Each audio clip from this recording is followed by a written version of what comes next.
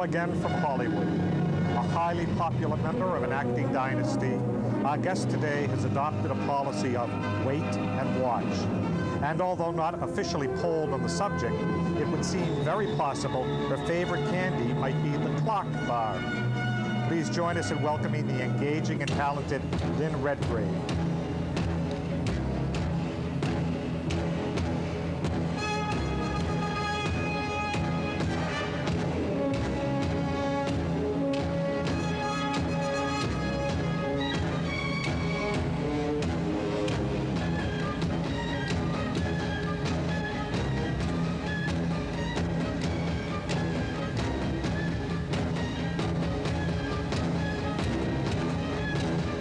And now, here's your man of the half hour, Skippy Lowe.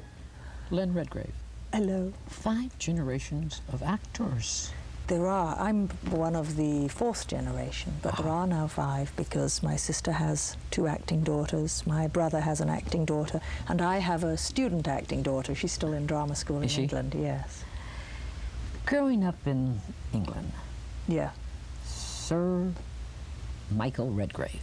Yeah. When did he get that title, first of all? Oh, he got that title in 1959, and it followed his playing Hamlet for the 3rd time with the Royal Shakespeare Company, who were actually then called the Shakespeare Memorial Theatre Company. Right. And he played Hamlet for the 3rd time at the age of 50, and he took, the production went to Moscow and to Leningrad, and from that came his knighthood. You know, usually the knighthood in Britain for people in the theatre follows, of course, a lifetime of achievement, usually capped by some special achievement. Right. In that case, it was his Hamlet. Watching your father work when you were a little girl, how did you feel?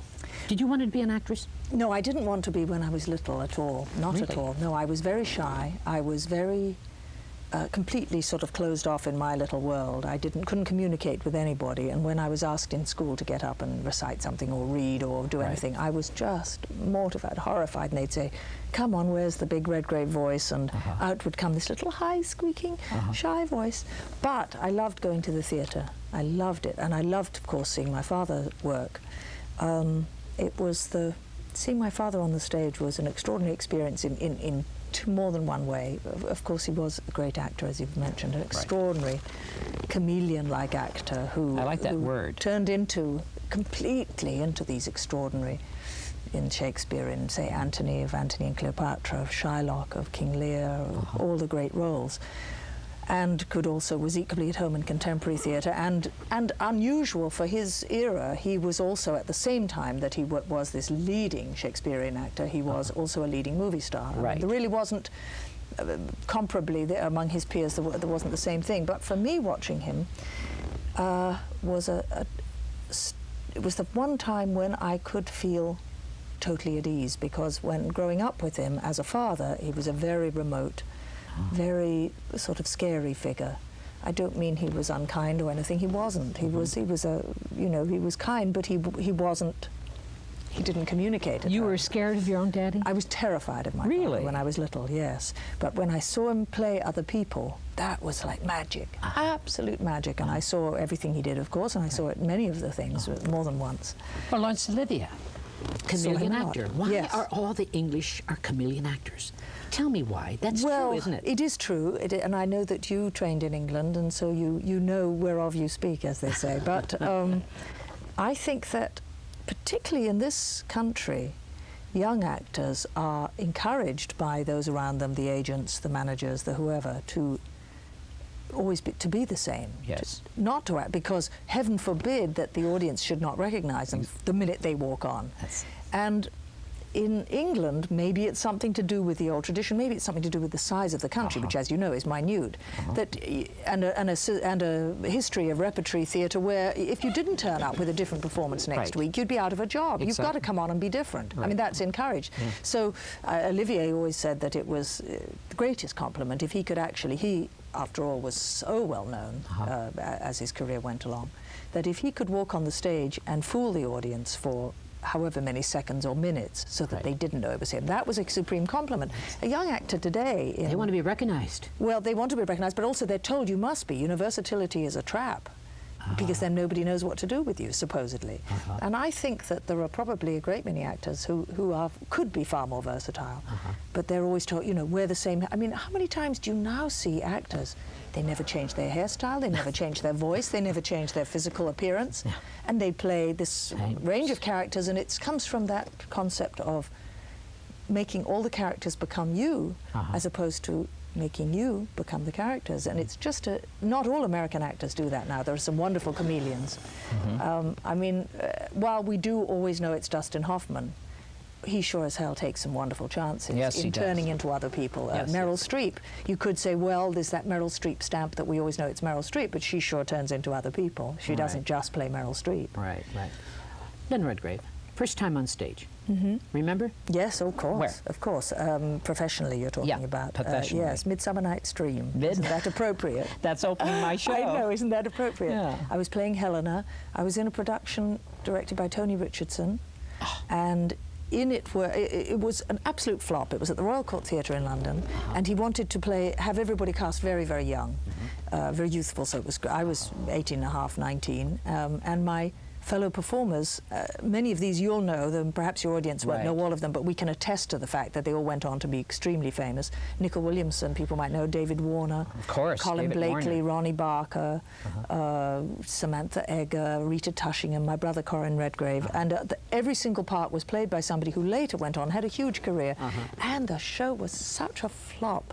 Was it really? Oh yes, the critics just thought we were just terrible. But anyway, we're onwards and upwards, and we all did go onwards and upwards, thank God. I loved doing it though, and I remember that moment of the first time of walking out on the stage and knowing that this was a job I was being paid for, as opposed to walking out on a student stage. It was exciting. When you see Elizabeth Taylor, do you call her Mom?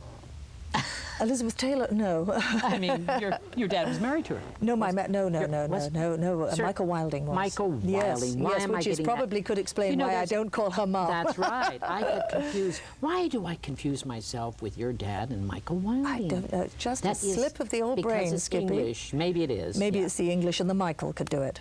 Possibly. Yes. But I got to know one thing. Your first Broadway show. Yes. Coming to New York. Yes, was Black Comedy. Black Comedy. Yes, with, of course, the late, great Geraldine Page and the Phantom himself, Michael Crawford. Geraldine Page. Yes, she was wonderful. Quite wacky and wild and Was marvelous. she? Oh, but in wonderful One way. of my favorite actresses. Oh, she was wonderful. She had a wonderful bit of business in Black Comedy. Black Comedy, for most people may not know the play, but it takes place, it's by Peter Schaffer, and it all takes place during a blackout. But Peter Schaffer, using an old technique from the Japanese No theatre, when it's meant to be dark, the stage is bright, and everybody's going around saying, I can't see you. And when it's meant to be light, the whole play begins, in fact, in a blackout with the characters talking as if they can see each other. And Geraldine Page had to walk into this supposedly pitch dark room, and I remember she invented a wonderful bit of business. She came in a pair of dark glasses and appeared to be able to see her way around. It was only when she took them off she realized that it was dark. It was just a brilliant bit of physical business. So you learned a lot from her then? I did learn a lot from her, sure. Getting back in London, let's go back to London again. Okay. I want to know the movie Georgia Girl. Yeah. One of my favorite movies. I was on a ship. Matter of fact, I was on an English ship going back to America, coming from London. Yes. And there I am on this English ship, and they showed Georgia Girl. Oh, I fell in love with you then. Oh, isn't that You were so wonderful. Thank you. You were chubby. I was very chubby. Chubby. I was quite adorable. chubby. I was a totally different person, really. I mean, I wasn't a different person. I was a totally different shape and size. And it was Georgia Girl, of course, was a fantastic turning point in as far as acting went. But just because to have a lucky break like that and be in a film that suddenly out of the blue, against all expectations, nobody thought it would do anything. Really? Was a success. But also, Georgia Girl was the first time that I looked at the screen and realized that I had to change myself, because what people saw was Georgie Girl and they saw this great big galumphing character, and that was fine, but I could be stuck in that persona forever and be the sort of English Roseanne Barr, and I didn't want to be that.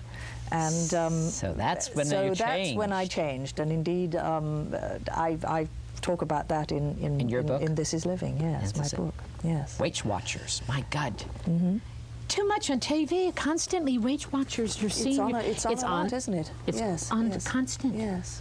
Because people just see you on television doing this commercial. They don't really know Lynn Redgrave is a great actress and has done a lot. Well, maybe they don't. Some do, some don't. No, that's but a absolutely lot true. don't. No, that's true. They really that's don't. True. A lot don't.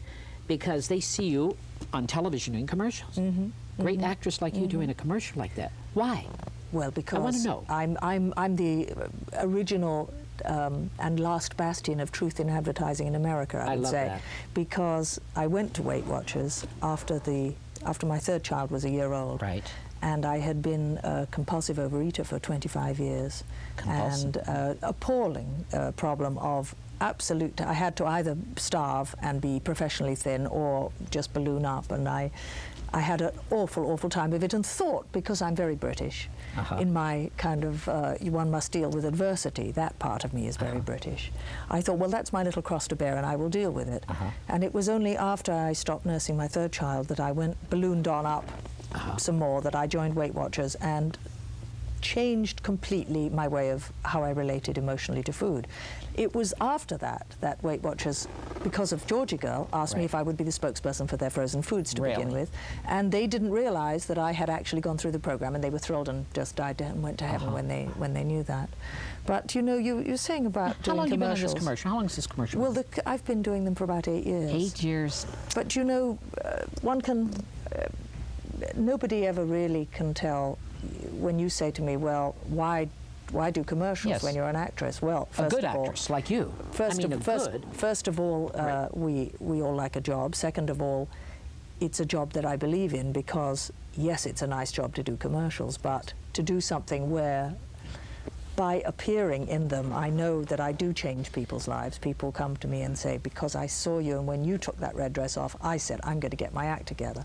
So that people do walk up to you and say that? Oh, really? People all the time. That's what most of my mail is about, is that it changed around. But also, you know, from an actor's point of view, there's an absolute byproduct. I appear in the theatre a great deal, and while it's true that a great many people may not know me for the theatre, I've again and again filled theatres in the most unlikely places because they've said, oh, I know her, I've seen her on TV. And maybe they come to the theatre for the very first time. And then they see the theatre, and hell, whatever gets them in. Then what happened? Georgia Girl came to America?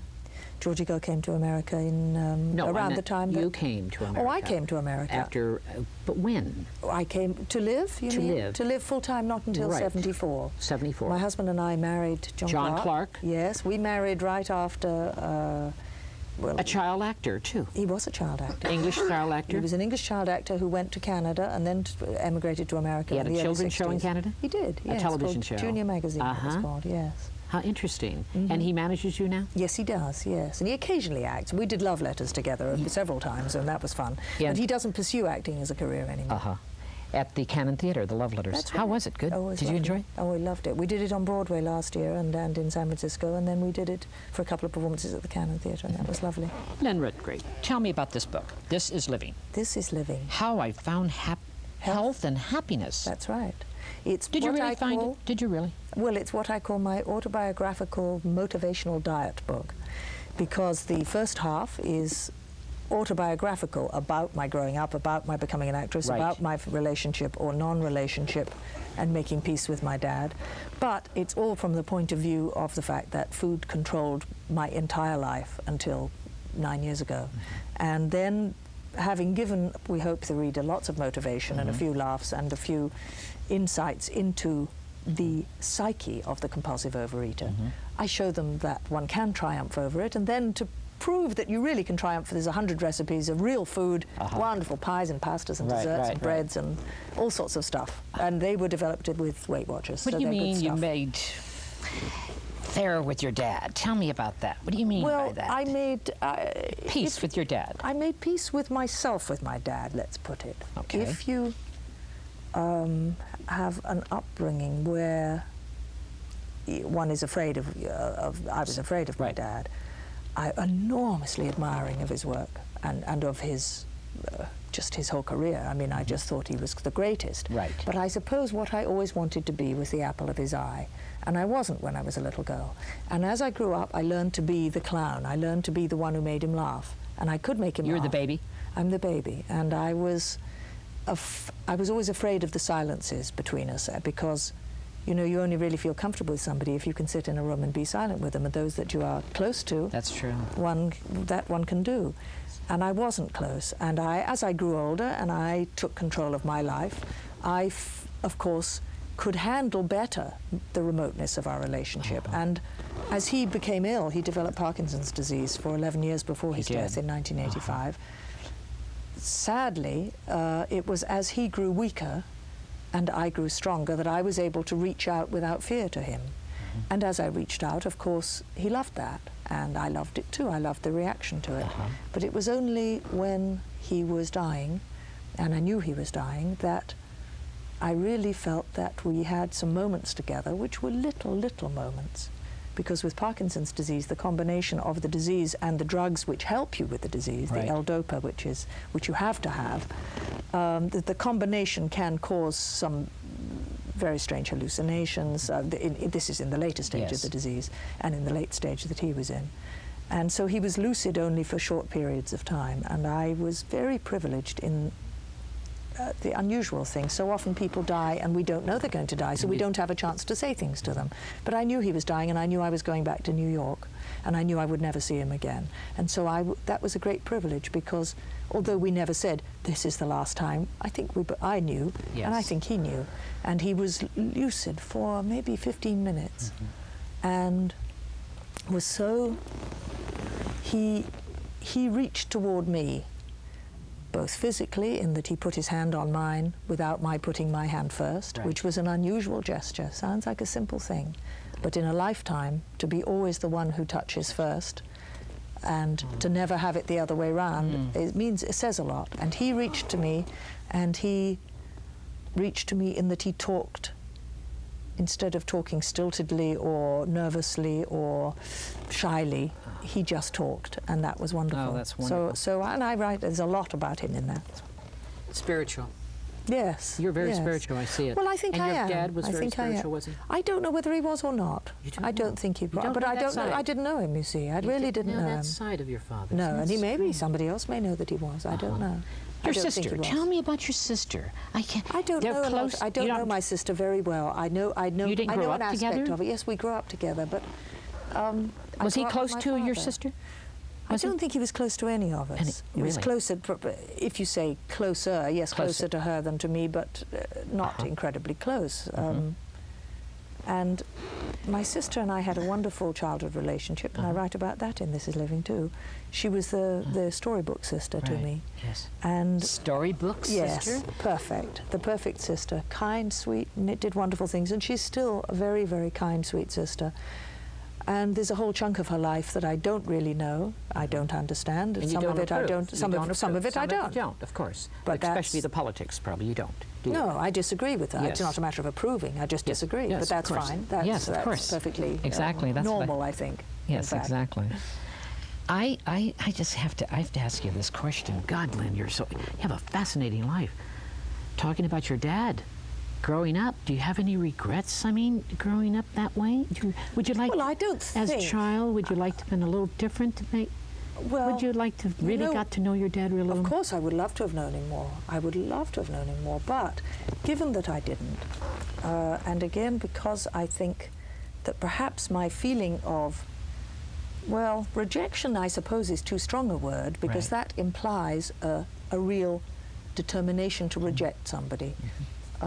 So it wasn't that, but while I used to wish it had been different, I think it made me what I am. It made me resilient. It made me have to be the one who surprised people. I took them all by surprise. None of them thought I would be an actor. No. None of them thought I would do anything. I was the person of whom nothing was expected. And that is both takes the pressure off you in one way, so in one way that's a good thing. Too many people are pressured by their parents to be something, and I wasn't, but it's also not terribly complimentary to have nothing expected of you. And that's great. I guess I was blessed with a very wry sense of humor, an extremely strong and resilient spirit, and maybe being tested along the line like that was a favor. I think it was. I prefer to look at it as a favor. As an actress, you did a great role Whatever Happened to Baby Jane? Oh, with my sister, yes. And it was the first time we'd acted together. And You two together. We had a fascinating time together. Oh, I just loved it. I'd like to see it. You would? I'd love to see the clip. All right. You brought it to me today. I did. Thank you very much, Lynn. Yes. I'd like to show the clip of Whatever Happened to Baby Jane. Okay.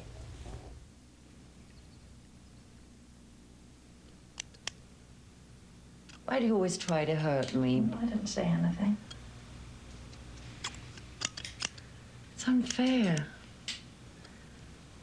It was just an accident. I've never blamed I you. want to talk about the accident. I've never blamed you for About the anything. accident.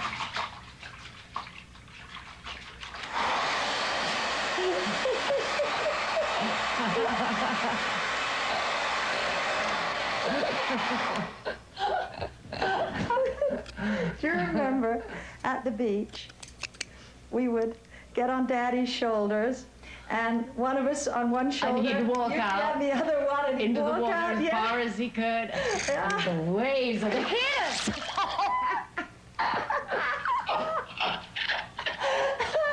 And then he'd fall, and we'd laugh.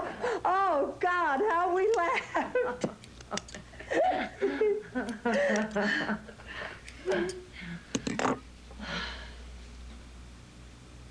Can I look? Can I look? Okay.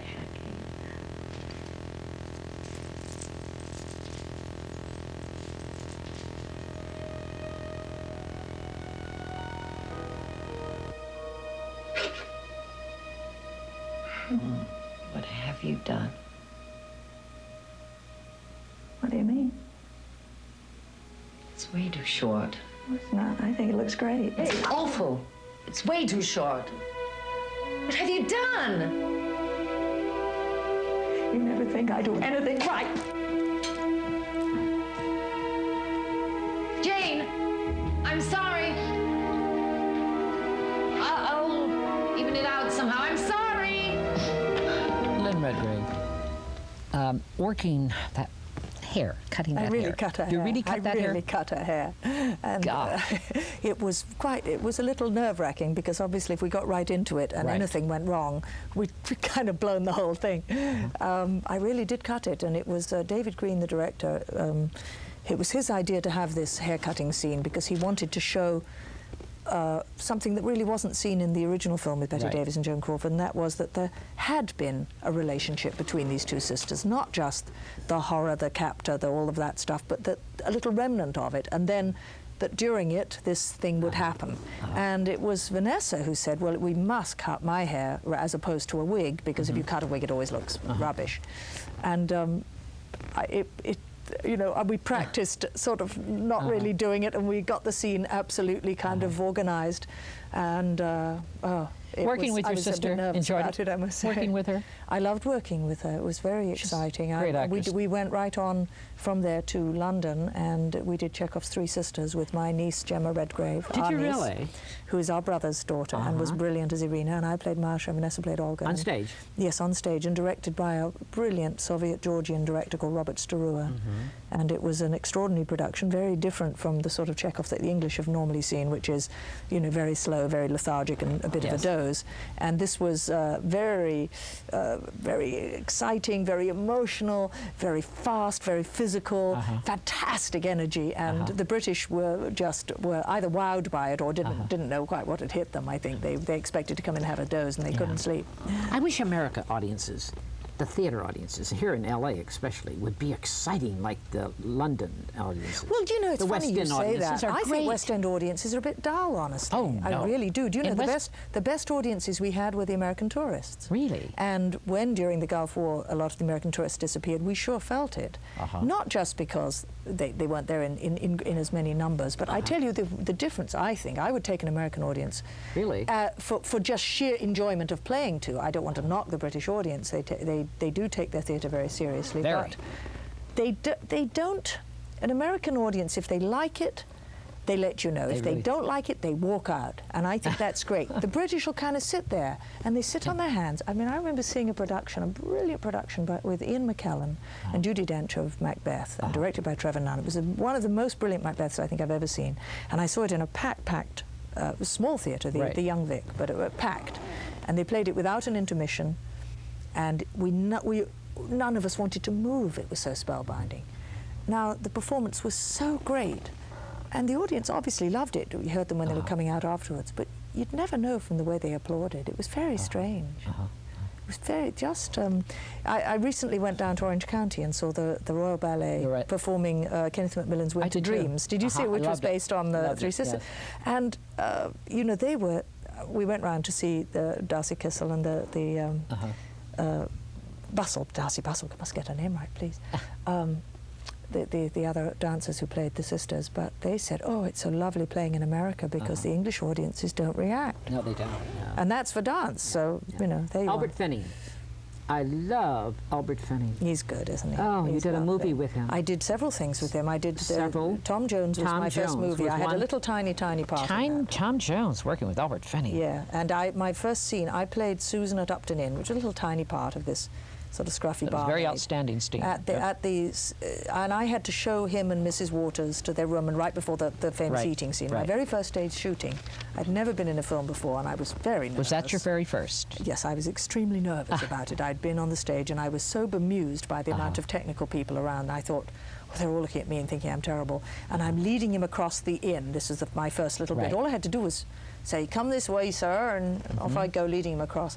And under his breath, he said, get a move on, because I was going too slow. I was really milking the walk across, and that's all it was. That's theatre. That's theatre. And I thought, oh dear, but he's lovely, lovely sense of humour. I worked with him at the National Theatre in Love for Love and Much Ado About Nothing and various things. Lynn Redgrave loves the theatre, though. I do love the theatre. I sit here and look at you, and you talk about the theatre, and I love the theatre. I adore it, and I wish Americans would love it just as much as you. The American actors. I think they do. I think that most of them long to do it if they haven't already. They don't take chances, Lynn, like you would. You'll play an 80-part old lady and do it on stage. You would do it. I played. You've done it. Yeah. Well, I played Sister Mary Ignatius. I played her as about 60, I suppose. I played her. But the American girls don't want. They want to be beautiful. They want to be. I don't know. No, you've got some fantastic theatre actors. You've got some fantastic people. Kathleen Turner, I love. I adore Kathleen Turner. She's great, isn't Meryl she? Streep. Yes, I love Kathleen, and I love our girl who's going to be doing. Not Julie. I love Julie Andrews. I think Julie Andrews is great. But of course, she hasn't been on the stage in a million years. We miss her being or not on being on the stage. Why is she not on stage now? Well, I guess she spent a lot of time raising her children, didn't she? And she and Blake Edwards did a lot of movies together. You have 3 children? I have 3 children, yes. They're all in the business? No. One is a student Who's the 20-year-old? The 21-year-old is in drama school in Britain. The 23-year-old is my son Benji. He's just left college, and he's sort of finding out what he's going to do. And the little one is 10, Annabelle, and she wants to be an actress, but she's only 10 yet, so we don't know. Looking back over your career, Lynn Redgrave, would you do it the same way? Oh, I think probably yes. I don't think one should ever waste one's time having regrets and if-onlys. That's what I meant, really, I suppose, when I talked to you about my father. How lucky that I don't have any if-onlys. If only I had had the chance to say something. And I don't think that it's at all a profitable way to lead your life, saying, if only I had made a different choice, things would have been different. Because first of all, one can't prove that they'll be they would have been different. There is no step that any of us takes that we can guarantee if we'd taken it in the other direction.